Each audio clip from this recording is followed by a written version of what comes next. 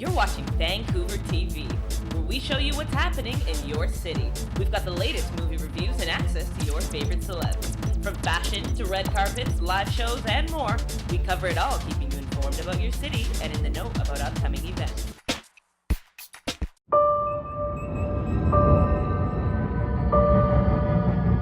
My dad joined Starfleet because he believed in it. I joined on a dare. You joined to see if you could live up to him. You spent all this time trying to be your father. And now you're wondering just what it means to be you. It isn't uncommon, you know. It's easy to get lost in the vastness of space. There's only yourself, your ship, your crew. You really want to head back out there, huh?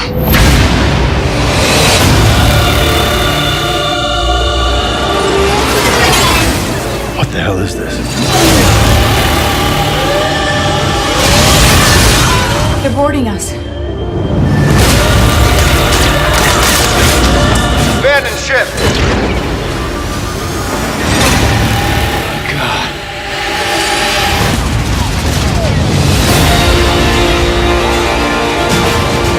I know why you're here. Why we are all here. Our captain will come for us. Mercy will be the last thing on his mind. I am counting on it. Fear of death is illogical. Fear of death is what keeps us alive. Everyone who goes there, he kills. That's our friends out there. We can't just leave them behind. Unity is not your strength. It is a weakness. I think you're underestimating humanity. Hold on to something! Fire at will! Do it! Do it!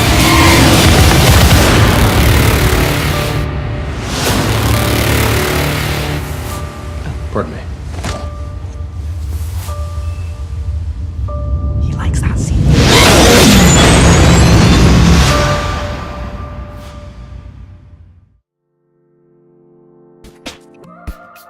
Welcome to Vancouver Television. I'm your host, Maria Rincon. Today we're at the Cascade Room to talk about food, craft beer, cocktails, and community.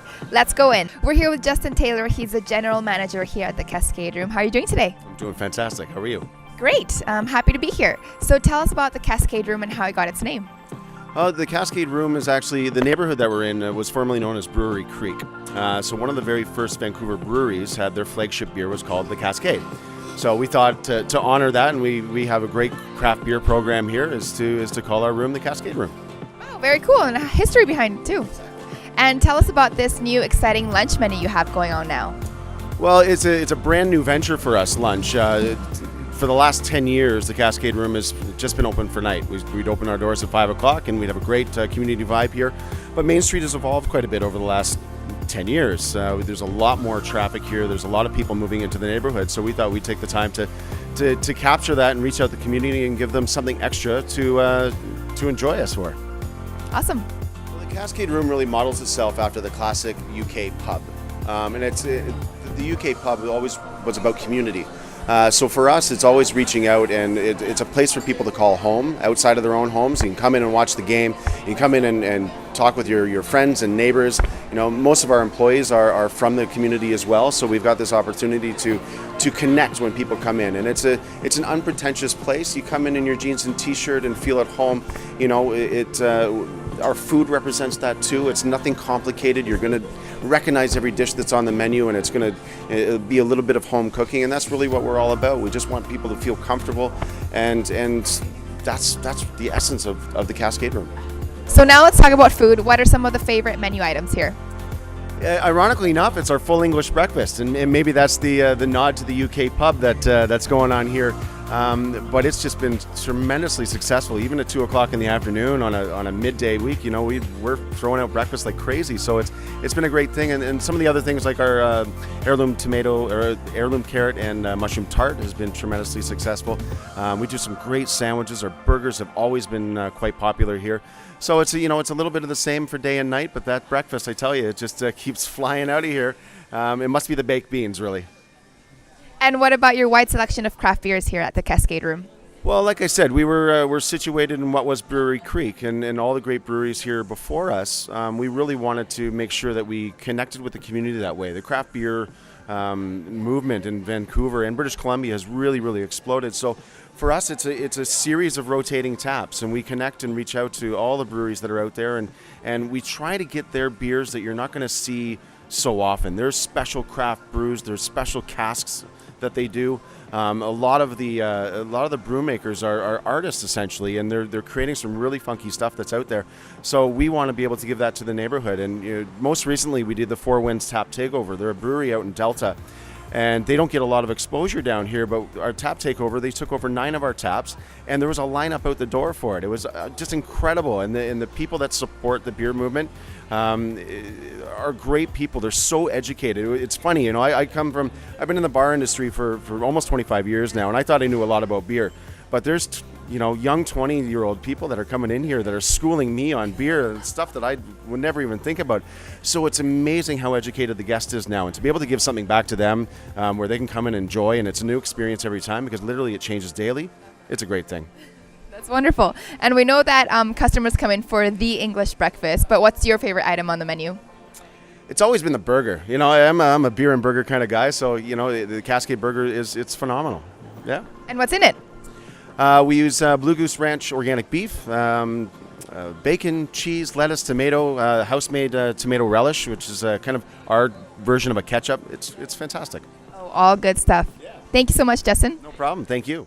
So this is our full English breakfast at the Cascade Room. We have baked beans, bacon bangers, mushrooms, bacon, sunny side up eggs, the black pudding option, and multigrain toast.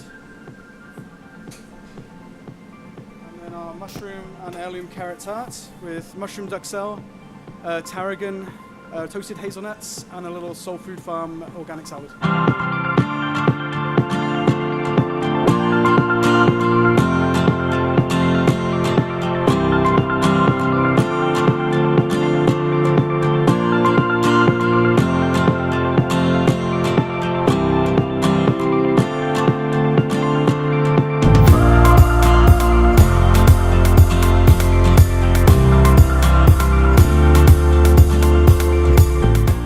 So besides the Cascade Room having awesome food and awesome craft beer, you are also specializing in cocktails. Tell us about that. Absolutely. This restaurant really was founded on the backbone of Nick Devine. He was one of the pioneers for the cocktail movement in Vancouver. He came here from the UK. He opened up George Restaurant in Yaletown 12, 13 years ago. And George was kind of the first to really do the craft cocktail and do everything the way they should have been, the classics and that kind of thing. So when he moved up here, before there was really any bars that had substance to it up here, the Cascade Room opened with all these great cocktails on it, and it was the fundamentals, the classics that we were doing, the old fashions, the Negronis, the Manhattans, the Caipirinhas and the Margaritas that were finally being done right in this neighborhood. And it's slowly caught on. We're seeing all kinds of restaurants and bars popping up around us that are carrying on that tradition, and we're very, very proud to be the first one in the neighborhood to really do it right. That's wonderful. And how long ago was that? 10 years ago. We're actually coming up on our 10th anniversary. So in 2007, the bar was built. We had this great big competition here that invited all the legends of the Vancouver bar scene here at that time. So we're going to try to get them back in September and recreate the big competition, the bartender throwdown. And you never know, I might throw my hat in the ring and get back there and shake it up again. Yeah, sounds good for the 10-year anniversary of the Cascade Room. Thank you so much. You're welcome. Thank you. Thank you so much to Justin and the Cascade Room for having us today. I'm Maria for Vancouver Television, and see you next week.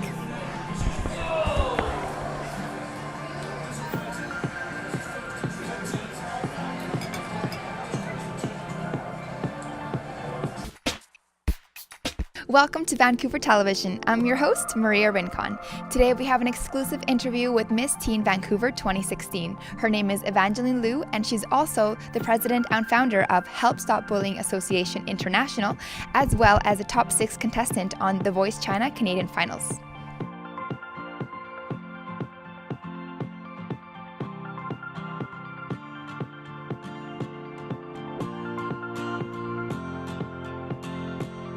So much for having me. No problem. So I know you're Miss Teen Vancouver 2016. Congratulations. Tell us about the pageant and winning the title. Thank you. It was a really, really great honor for me to represent my lovely hometown, Vancouver. And the local competition was just held in March. And I feel just really blessed to be able to really own this title. Wow, sounds amazing. So the finals are coming up. Tell us about that. The finals in Toronto is going to be set in July 24th, and it's going to be a really great, exciting journey. I will be traveling to Toronto in July 17 with all the other local title holders. Together, we're going to compete for Miss Teenage Canada. Ooh, sounds exciting. Best of luck. Thank you so much. So a big part of the pageant is giving back to the community and doing charity events. And you've done just that by being the founder of Help Stop Bullying International Association. Tell us about that. As a past bullied victim, I understand how terrible the experience is for teenagers like me. And last year, I founded my association in BC. And this year, when I was volunteering for the Liberal Party, and I also volunteered last year as well, and I had the honor to meet Justin Trudeau and really became friends with him. And I introduced him to this association, and I feel so blessed to have him as the honorary president of the association to empower more youth. I think he is a really great role model for teenagers to look up to and really believe in themselves and believe in their values. And actually 2 days ago, I just had a bully-proof conference in Vancouver to educate youth about the types of bullying that are very popular in the society, and also how can we solve it, and also a very valuable, worthy presentation for teachers and also families and parents when they have child who are experiencing bullying and in school and also on the internet. And I just hope to find the solution with them and really communicate with them how can we solve bullying issues in the society. And so my life has always been very mobile and vacillating. So I've been studying in 5 different cities, in Vancouver, Chengdu, Beijing, Shanghai, and Bill Buckle in Tennessee. And the experience really gives me a dimensional viewpoint, and also taught me how to challenge myself in different environment and really adapting to it rapidly. And I also learned how to work hard throughout the years, in different schools. I can always get to the grade that I wanted to achieve. I am straight 8 student for all these years, and on principal list as well. So I really cherish this experience, and it also can transfer to my other aspects of life. And I really take it for I really feel blessed that I am able to study in that many different cities and really understand the diverse culture and really take the best of it. So I know that one of your biggest passions is music. Yes. At the age of 4, I started learning piano, and at the age of 6, I started learning dance like ballet and Chinese traditional dance, and then I self-taught myself guitar and ukulele. And the main thing that really changed me is when I start to learn how to write songs. Learning how to write songs just turned my world around. It just really blew my mind. I was able to create my own melodies and really express my emotions and beliefs and values through my own music. And before, music have always just been a really internal thing for me. I didn't really like to share it with anybody else. It was really personal. But after a while, I realized that a passion without a purpose, like a positive purpose, is actually very useless. Like, you can't really do anything with it. So then I started to write songs for like Earth Day, about environmental issues, and then anti-bullying, of course, and then for like campaigns for the Liberal Party. And it just really made myself, like, I feel like more valuable, like I'm able to contribute something that I love to the society. And I'm hoping to write more songs and with a positive effect on others, and also like it really brings me a lot of positive energy. Yeah, that's amazing. And congratulations for being one of the top 6 contestants on The Voice China Canadian Finals. What song did you sing for that competition? I sang Adele's All I Ask. It's one of my favorite songs, and it's a really emotional song from Adele, and I love how she can just express her emotions like freely on stage, and I hope to do that, and I really look up her on that. So is she your role model when it comes to singing and music? Yes, absolutely. 会总是缠绕我，像是总提醒我该放手，别再说，还要多久？一想到你，心就颤抖，呼吸难受的说不出口，最后的结果我都会接受。You're already so accomplished at such a young age, Evangeline. Thank you. That's truly amazing. Tell us about your future goals. My future goals, I will continue to pursue my education in university, and I'm thinking about either New York University or Berkeley Music College. I got the offers from both of them, but I haven't decided which one to go yet.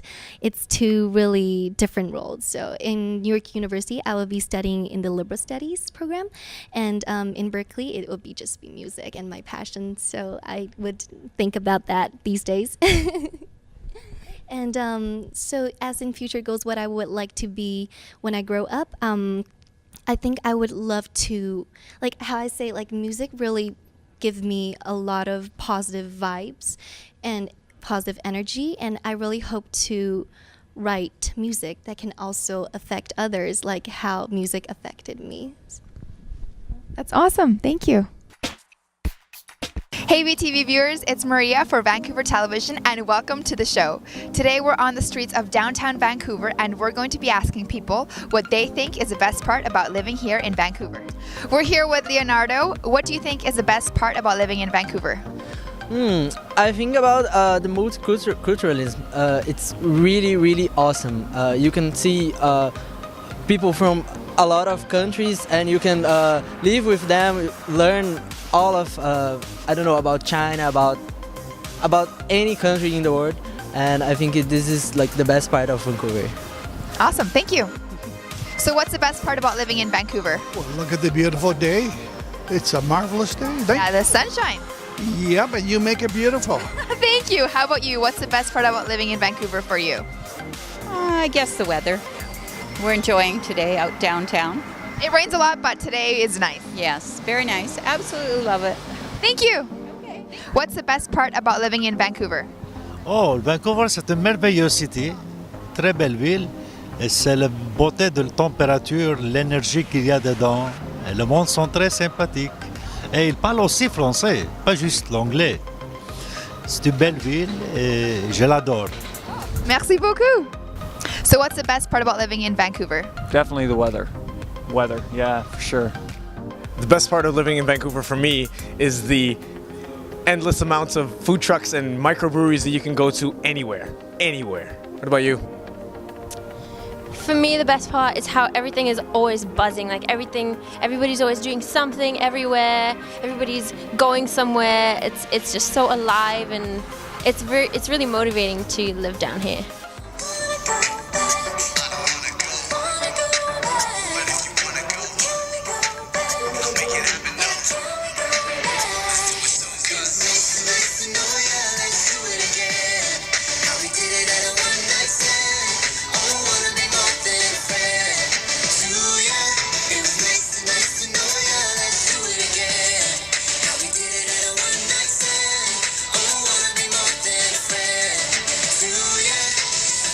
So what's the best part about living in Vancouver? I'd say it's because Vancouver is very open to different kinds of people, so different styles about dancing and different types, so it's really interesting to meet everybody. Awesome, thank you.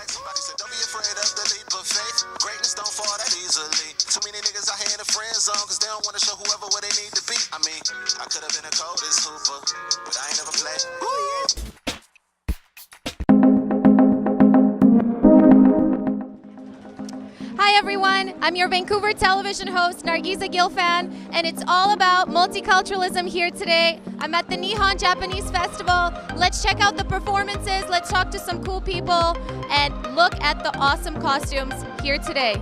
Let's check it out.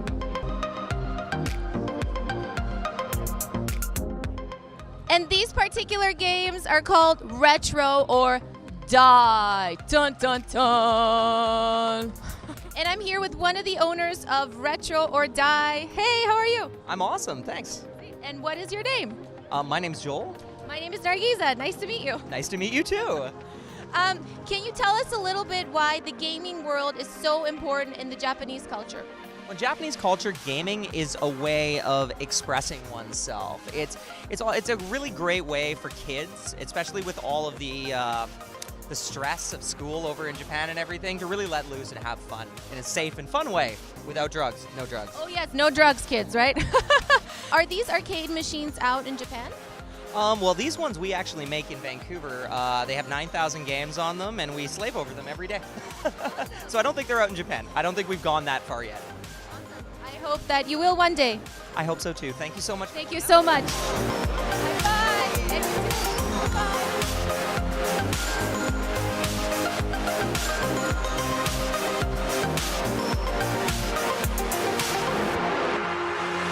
All right, you guys, all together, are we having fun? Woo! Woo!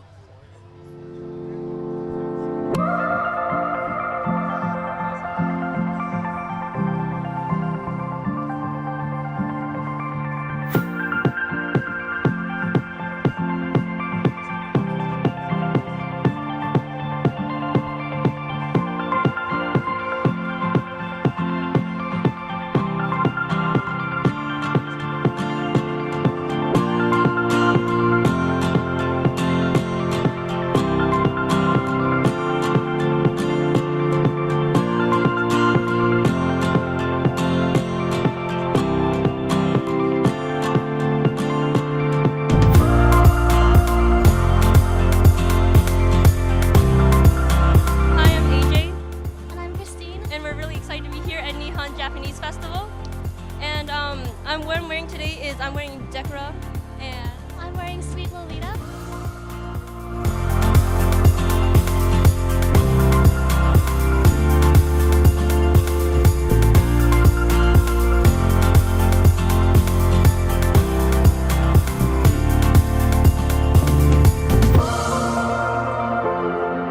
Okay, I'm here with Trudy. How are you?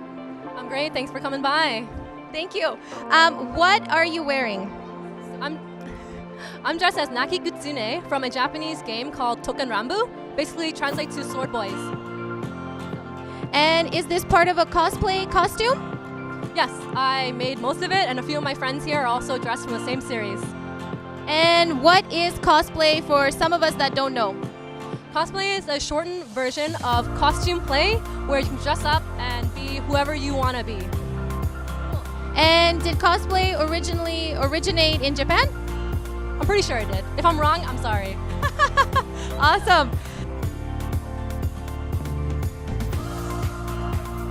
These performers are called Natsuhiros. Hi. Hello, hi. We're Natsuhiros. We are a Love Live cover dance group here in Nihon Fest.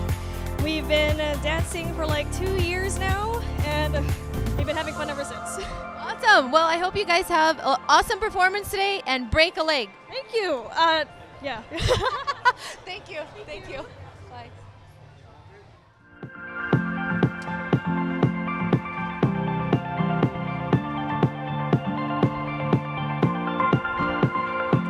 Hi there, my name is Christy Lacasse, and I'm the project manager for Nihon Fest. Nihon Nihon Festival Vancouver 2016 is a combination of an auto show, anime, gaming, theater, and stage.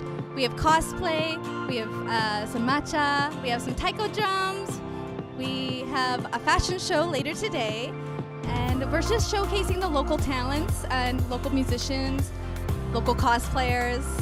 It's a combination of all sorts of cultures of Japan. We don't just focus on the anime, we bring in a little bit of everything.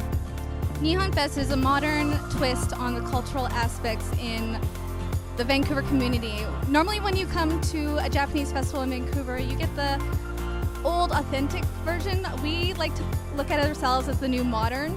So we get a lot of different things that you don't see in a normal Japanese festival here in Vancouver, like with the auto show.